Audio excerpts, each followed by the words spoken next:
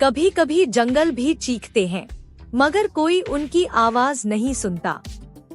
पेड़ों की सरसराहट, नदियों का कलकल और पक्षियों की चहचहाहट एक समय में आनंद देती थी, मगर अब ये डर में बदल गई हैं। इंसानों की बढ़ती लालच और लालची मशीनें जंगल को निगलने के लिए बढ़ रही थी। लेकिन इस बार जंगल अकेला नहीं था। गहरी हरियाली में बसा सिंधु वन वर्षों से शांति और सौहार्द का घर था।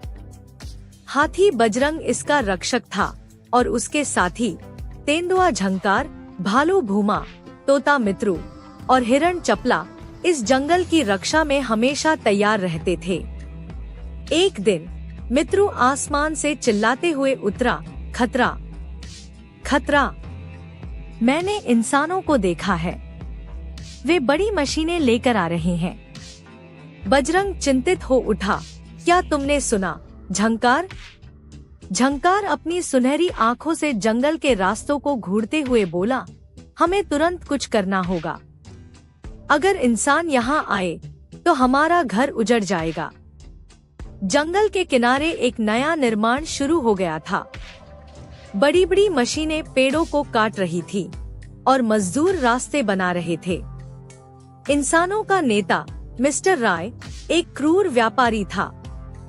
उसे जंगल की हरियाली नहीं, बल्कि वहाँ मिलने वाली लकड़ी और जमीन की कीमत दिख रही थी। 2 हफ्तों में इस जगह को साफ कर दो, उसने अपने मजदूरों को आदेश दिया।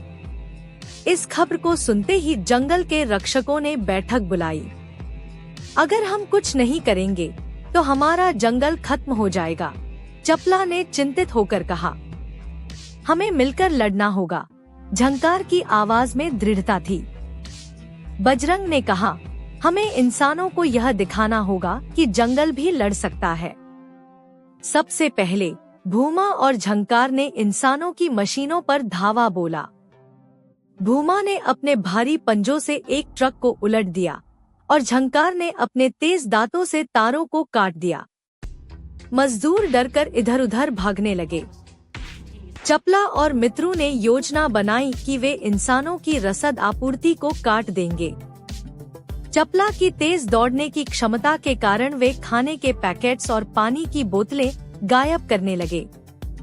बिना भोजन और पानी के मजदूरों को जंगल में रहना मुश्किल हो गया। बजरंग ने आखिरी वार किया। वह सीधे मिस्टर राय के कैंप में जा पहुंचा और पूरे जोर से चिंघाड़ा। इतनी जोरदार आवाज से पूरा जंगल गूंज उठा और राय डर से कांपने लगा। राय और उसके आदमी इतनी परेशानियों से थक चुके थे। मशीनें खराब हो चुकी थी, मजदूर डरकर भाग चुके थे और अब बजरंग के गुस्से के सामने खड़ा होना मुश्किल था। राय ने हार मान ली। यह जंगल हमारा नहीं है, हमें इसे छोड़ देना चाहिए, उसने मजदूरों को आदेश दिया। धीरे धीरे मशीनें हटने लगी, इंसान चले गए और जंगल ने राहत की सांस ली। सूरज की रोशनी फिर से पत्तों पर चमकने लगी। पक्षियों ने नए गीत गाने शुरू कर दिए और हवा में शांति लौट आई। बजरंग ने जंगल के साथियों को देखा और मुस्कुराया, हमने इसे बचा लिया। झंकार, मित्रु, चपला और भूमा एक दूसरे को देखकर गर्व महसूस कर रहे थे। जंगल के रक्षकों ने यह साबित कर दिया कि जब प्रकृति पर संकट आता है तो वह खुद उसकी रक्षा करने के लिए तैयार होती है।